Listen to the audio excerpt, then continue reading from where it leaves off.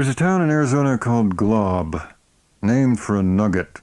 It's a mining town, specializing formerly in gold and silver, now devoted to copper. The smog produced daily by the local smelter poisons the air for 50 miles downwind. The smell is like that of a decomposing jellyfish. Nobody here seems to mind. The Glob businessmen have built their golf course and country club at the foot of the 300-foot-high tailings dump. They are proud of the dump.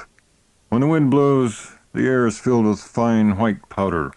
The golfers inhale the powder and the gases, and they swell with pleasure. Mention pollution, and they say, "Son, that smells like money to me." Aha, where did I hear that line before? Of course they're right. I like Glob myself. You get used to the stink. I drop in there every other week to pick up my mail, buy some groceries, and have a drink or two before heading back to my job in the mountains. For instance, I had a late lunch at the U et Yet Cafe, then parked my 68 VW Fastback in front of the Broad Street Social Club. Closed. The only hippie bar in town. Closed. Probably because of my friend Greenspan, who played here last week. Bob Greenspan and the Monkey Wrench Gang. His new song, Big Tits, Braces and Zits, a ballad of adolescent passion, had been a hit. But as usual, he overdosed on ego and bourbon, and insulted first the management, then the audience, then the Glob law enforcement people. Not a wise thing to do. Now I suppose he's back in Boulder. I drove on up the street, following the parade of gleaming new welfare-financed pickup trucks. Every Chicano, Navajo, and Redneck Anglo in the state drives a pickup. They can't afford condoms, diaphragms, or birth control pills, but they all seem to find the financing for a $10,000 Ford Ranger, or Chevy Apache, or Dodge Power Wagon. Wish I could do it. My poor old Nazi Volkswagen is burning oil, has a slipping clutch, no shocks, squealing brakes, the floor corroded by battery acid, and a sprung hood that I have to tie down with a rope. The bumper sticker in front of me reads, "Ass, gas, or grass. Nobody rides for free." I like that sentiment better than what I saw when I pulled into a slot close to the Ruins bar. The sticker on the rear of a tractor-like pickup truck, gun rack in the cab, said, "Did the coyotes get your deer?" Being an old-time coyote lover, I resented the bigotry and yokel ignorance of that remark. There was a broad-tip marking pen in my car. With heavy strokes of indelible black ink, I wrote across the windshield of the truck, "Did the rednecks get your coyote?" Like Nietzsche says, live dangerous. He was a mountain man, too. I straightened the yellow nylon carnation on the hood of my VW. Every sporty car should wear a boutonniere, and felt my way into the bar. Out of the dazzling desert sun into the darkness of the cave. I ordered a tall double gin screwdriver with lots of orange juice. A healthy drink. A man should take care of himself. The body is the temple of the soul. I braced my foot on the rail, steadied my right hand with my left, and drank. Feeling better, I ordered a second and smiled at the half-dozen gloomy, mean, hostile, ravaged faces ranged around the bar, staring at me. "Why do they call this place the Ruins?" I said. Nobody answered. None of them even laughed. I'm not going to get out of here alive, I thought, unless I crawl out on my hands and knees, feeling along the wall for the door. Maybe not then. Silently, the bartender served me another screwdriver, took my money, leaned back with folded arms. A baseball bat stood in the corner. Ignoring me now, the regulars resumed their mumbling conversation. 2 hard hats, 2 cowboy hats, and 2 crew cuts. The bartender was bald, a tough egg.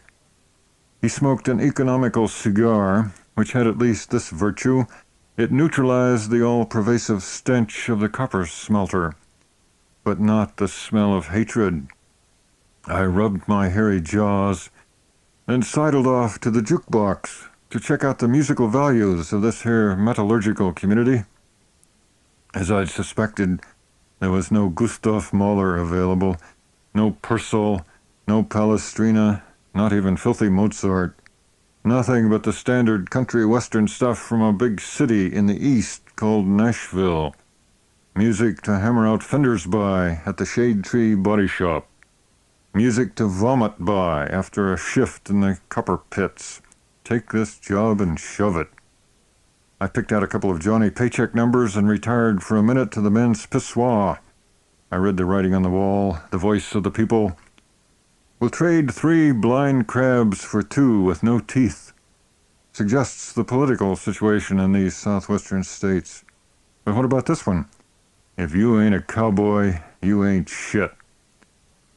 Grub for thought there. I looked at myself quickly in the cracked fragment of mirror screwed to the wall. Found consolation in the fact that I still didn't look as bad as I felt, or feel as bad as I looked. I returned to my friends at the bar. None of them spoke or looked at me. I studied the placards tacked to the wall above the ranks of bottles. This is a high-class place, act respectable. Helen Waite is our credit manager. If you want credit, go to Helen Waite. Finishing my second health drink, it occurred to me that more and more we communicate with one another as indirectly as possible. Through wall placards, through graffiti, through bumper stickers, headgear, lapel buttons, t-shirts, anything but face-to-face exchange. Perhaps this has been obvious to everyone else for a long time. Perhaps I've been living too long in the mountains. Perhaps I should rejoin what they call civilization. If there is one, I'm willing to listen to reason, if I hear any. Direct communication. I turned to the morose face on my right, a new arrival. He was wearing a baseball cap with the legend Beef stitched on the forepeak. His mate's cap said Cat. Mr. Beef and Mr. Cat. Where you fellas from? I asked politely. Mr. Beef stared at me for a while. Flat Rock, he finally said. Where's that? A long stare. East of here. Why do they call it Flat Rock? Careful, I thought. You're not getting out of here alive if you're not careful. Receiving no immediate answer, I repeated the question. Why Flat Rock? Live dangerous. Mr. Beef exchanged a glance with his taciturn friend. Mr. Cat nodded. Mr. Beef said, because of the rain. Because of the rain? I paused for a moment. What do you mean, because of the rain? I pushed my empty glass toward the bartender. The way it comes down, he said. The way it comes down? Yeah. Mr. Beef toyed with his can of Coors, scowling at his thumbs. Like a cow, he said. The bartender brought me my third drink. The turning of the screw. I had a momentary feeling of vertigo, but I plunged recklessly ahead. The rain comes down like a cow, I said. That's right, Mr. Cat said and raised his head. 2 men stared at me solemnly. Like a cow pissing on a flat rock, Mr. Beef said. I paid for the next round and recorded the story for posterity in my cerebral files. What do I have against rednecks? Nothing. I am here to defend them. My father has been a side hill farmer, a logger, a school bus driver most of his life. My little brother is a construction worker and truck driver. Another younger brother is now a cop in L.A. I'm a redneck myself, born and bred on a sub-marginal farm in Appalachia, descended from an endless line of dark-complected, lug-eared, beetle-browed, insolent barbarian peasants, a line reaching back to the dark forests of Central Europe and the alpine caves of my Neanderthal primogenitors. Like my neighbor Marvin Bundy says, he lives on the other side of Wolf Hole Mountain, like Marvin says, us poor folk gotta stick together. A few words about my neighbor. Marvin Bundy is a poet and female liberationist. Woman, says Marvin, I liberate a woman every chance I get. Woman's place is in my arms. The destiny of her anatomy is in my hands. True enough, Marvin. Us nature mystics gotta stick together. However, it is with Mr. Bundy's poetry that I am here primarily concerned. The other day he came over the Gap and asked me to read his, quote, latest masterpiece, end quote. Well, Marvin, I said, I have yet to see your first. Read this, he said, and I don't need no smart aleck criticism. Invictus. Did the coyotes get your deer? 40,000 shit kickers can't be wrong. Did the screwworms get your cow? Yeah, that's my song.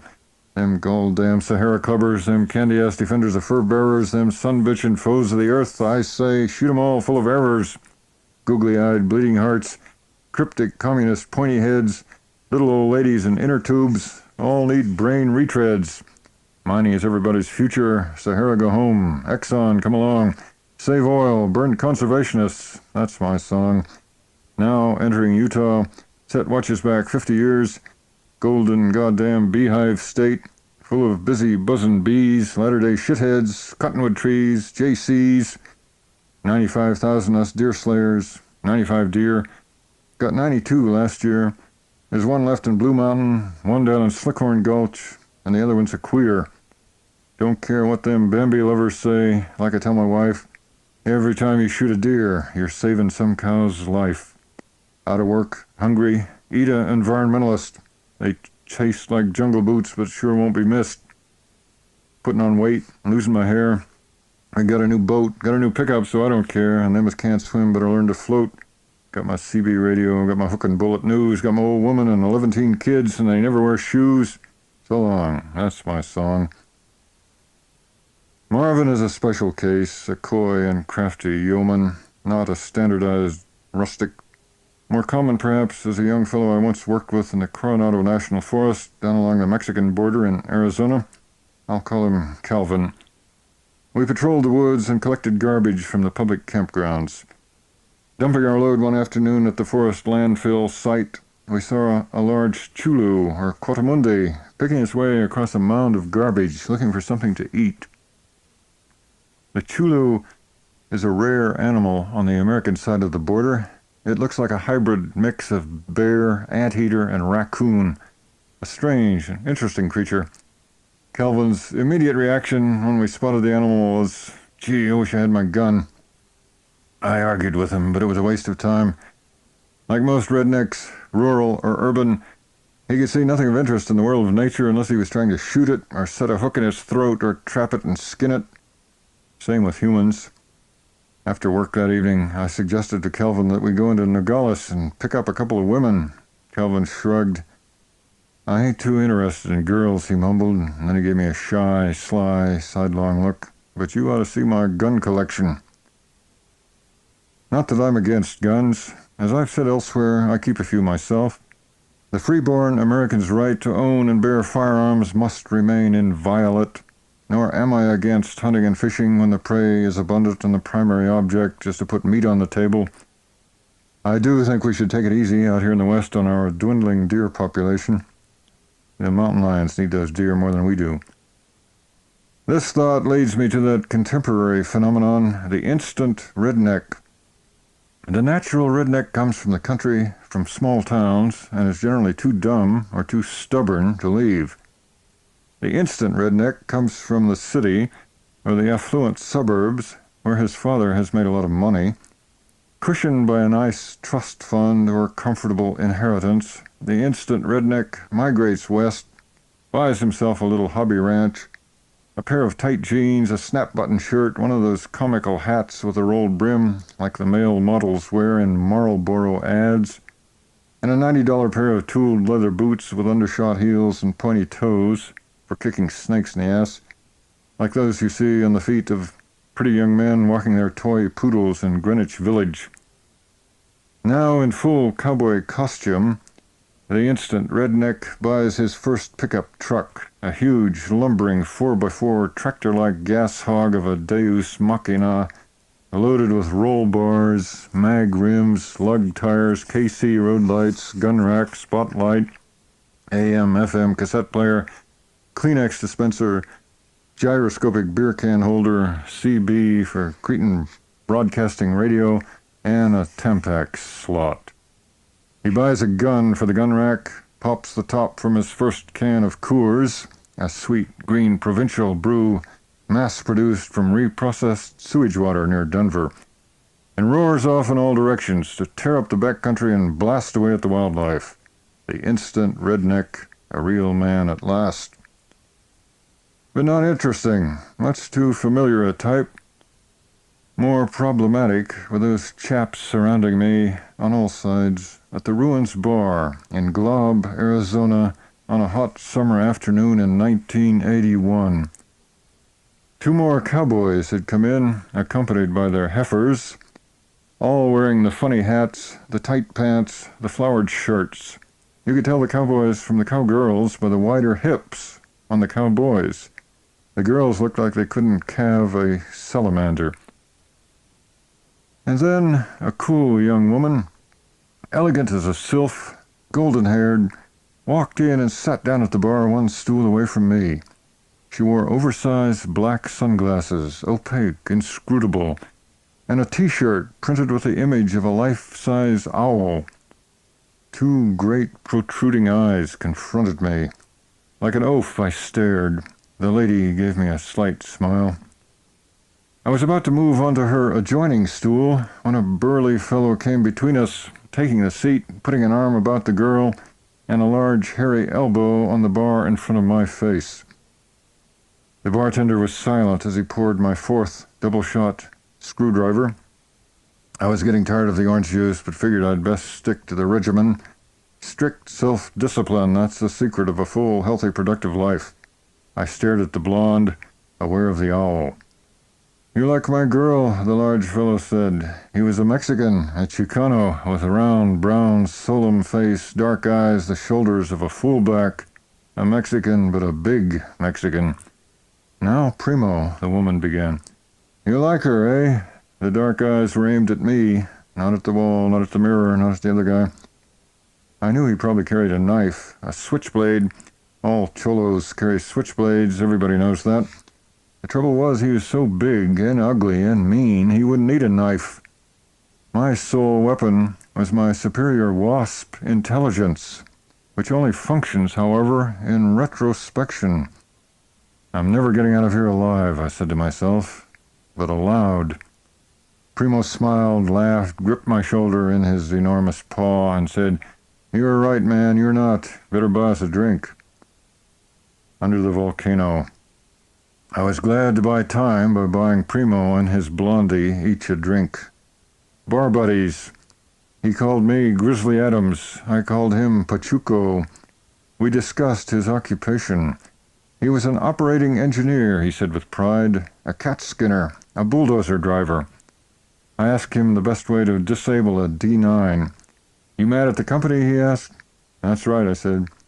Primo recommended pure shellac, about 2 quarts in the fuel tank, and a few handfuls of fine sand in the crankcase. "But don't touch my machine," he added, with a slow, smiling flash of teeth, gripping my shoulder again. I could hear the gristle squeak. We spoke of my trade. Fire tower lookout, lightning on the tin roof, the sound of trees breathing, 10 days of solitaire, 2 days of glob. "That'd drive me crazy," Primo said. "What you do for love? Screw chipmunks? You must be crazy as a bedbug, Grizz." To the bartender he said, "Bring old Grizzly here another double OJ before I have to cut him up." "Why not?" I said. Never argue with the man who's buying the drinks. Growing more reckless, foolish, even suicidal, I kept leering at his woman. "Take off them big shades, honey," I said. "Let me see the light of your eyes. La luz de mi vida." She smiled, but shook her head. Probably had a black eye, thanks to her pet gorilla here. Maybe 2. He looked like the type that would do it. "I like your owl," I said. "Both of them." I was seeing double. Better get out of here, fairly soon. For the first time, I noticed the 4 young thugs in a nearby booth watching me. Compadres, but not my compadres. La raza here and everywhere. "Viva la causa," I heard myself shouting. Not a friendly face anywhere, except Primo himself, my primero, sitting here beside me. He whacked me on the back. "What cause you talking about, Grizz?" His eyes were glowing now, reflecting perhaps the blood in my own. His grin looked bigger, more fierce than a scowl. His slap made me spill part of my drink.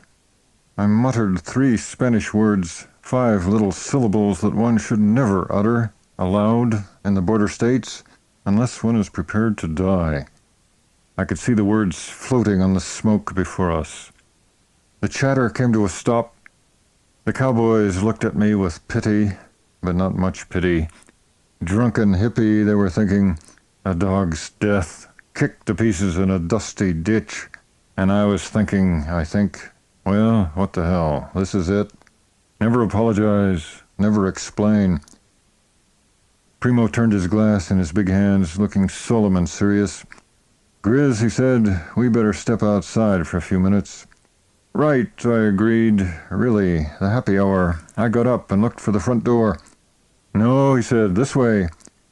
One arm around my shoulders, he guided me out the back door and into a sun-bleached alley among the crumpled garbage cans.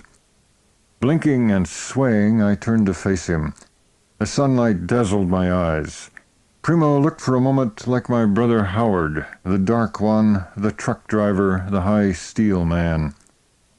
Grizz, he said, you know what you said in there? I said nothing. You must be crazy. I was silent. Primo said, I'm not going to kill you, Grizz. You're too drunk and ugly and stupid, but don't come back in there. If I was you, I'd go out in the desert for a while and crawl under a bush and get some sleep. But before you pass out, try to think about some things, if you've got any brains left. He watched me. I watched the hard edge of a silver cloud move above the skyline of the backside of the Dominion Hotel. A door slammed. Primo, I said, or meant to say, but he was gone. Never apologize, never explain. I stepped carefully down the alley, leaned around the corner, and felt my way brick by brick back to my car. Some son of a bitch had snatched the flower off the hood. I got in and drove out of town, through the shining miasma of my drunkenness, turned off the highway, and went up a steep dirt road that led to a pass between a pair of cactus-studded hills. I stopped there and shut off the motor. I could hear the insane singing of the cicada in the desert heat. About 102 degrees in the shade, but there was no shade, not a mesquite tree in sight. I thought of Hemingway, Lieutenant Henry, walking through the rain. Catherine has just died in childbirth. Much to the hero's relief, no, that's not it. It's the screaming of the locusts defying the sun, which sounds in a way like rain. Towering clouds hung in the far horizon, shot with flickering incandescence 20 miles to the east. Thunder rumbled. God growling at me again. I don't care. I ain't afeard of him. Not with that big .357 Magnum in the glove compartment, under the gloves. Ain't getting out of here alive. Ain't none of us getting out of here alive. That's the way it is, boys, and that's the way it's meant to be. It's hard, but it's fair. Is that gun loaded? Of course it's loaded. What good is a gun that ain't loaded? Guns don't kill people. People kill people. Sure, people with guns kill more people, but that's only natural. It's hard, but it's fair. My God, but this car is hot. I stumbled out, opened the flowerless hood. The engine was gone. Damn Nazi automobile. I took out my canvas cot, unfolded it, set it up on the shady side of the car. Why sleep in the ground if you don't have to? Only an idiot sleeps in the ground from choice. Little bugs crawl in your ears. A panicked pissant scrambling over your eardrum. Sounds like a horse marching through cornflakes. Horrible, undesirable, unnecessary sensation. Miles below, the tough little town of Glob wavered under heat waves. Went to the town library once, asked the librarian for a book, Philosophy of William James. The librarian, a middle-aged lady with a mustache, began rummaging through her card index under the letter F.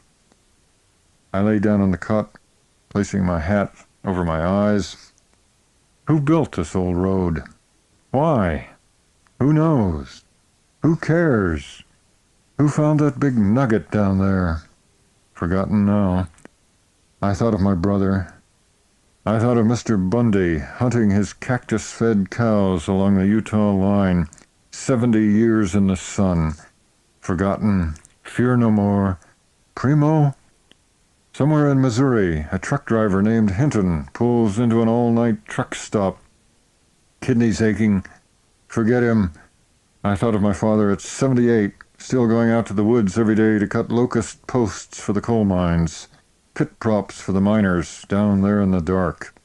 Forget them too.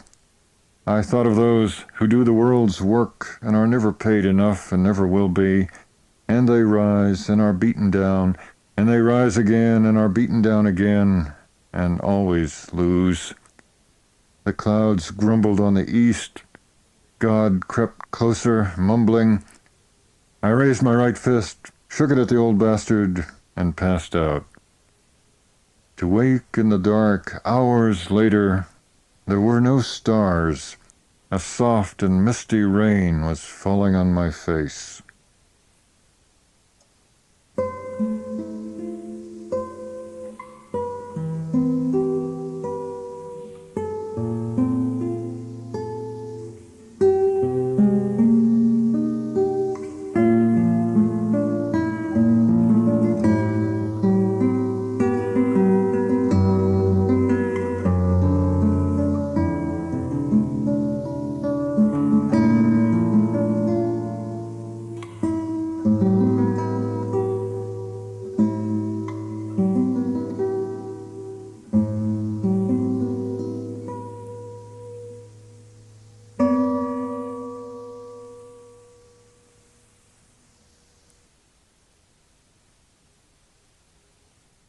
Resented the bigotry and yokel ignorance of that remark.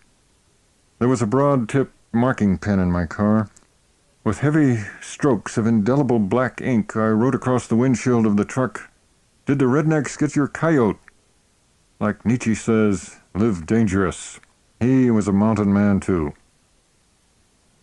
I straightened the yellow nylon carnation on the hood of my VW.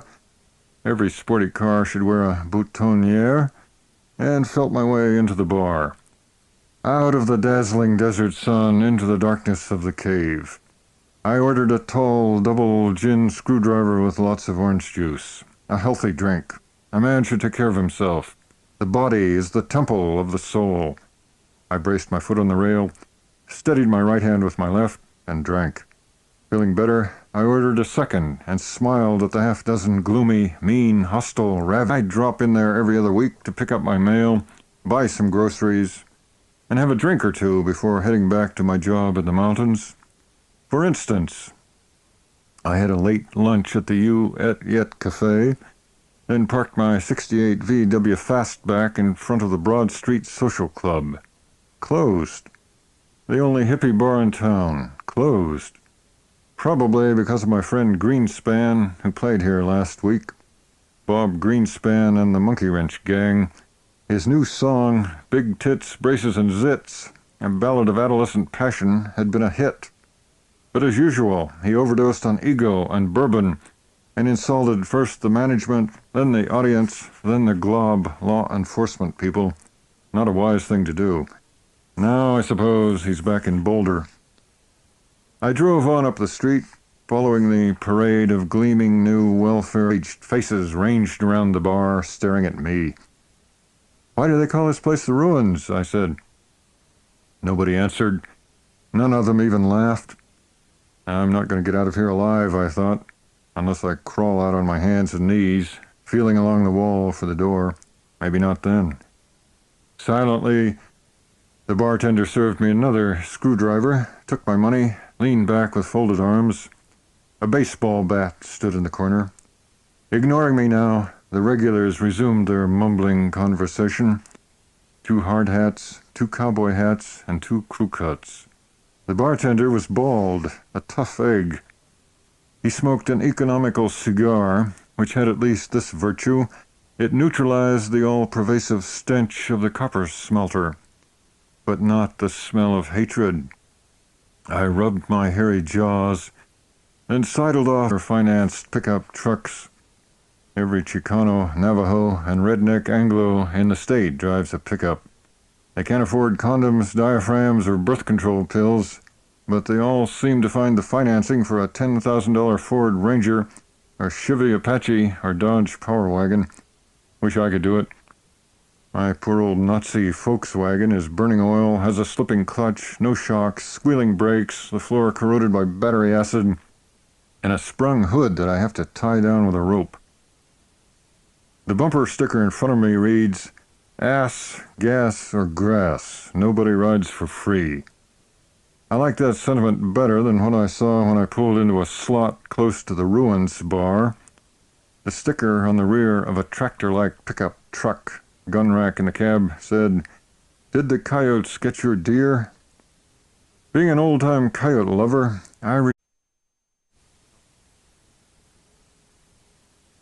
There's a town in Arizona called Glob, named for a nugget. It's a mining town, specializing formerly in gold and silver, now devoted to copper. The smog produced daily by the local smelter poisons the air for 50 miles downwind. The smell is like that of a decomposing jellyfish. Nobody here seems to mind. The Glob businessmen have built their golf course and country club at the foot of the 300-foot-high tailings dump. They are proud of the dump. When the wind blows, the air is filled with fine white powder. The golfers inhale the powder and the gases, and they swell with pleasure. Mention pollution, and they say, "Son, that smells like money to me." Aha, where did I hear that line before? Of course they're right. I like Glob myself. You get used to the stink,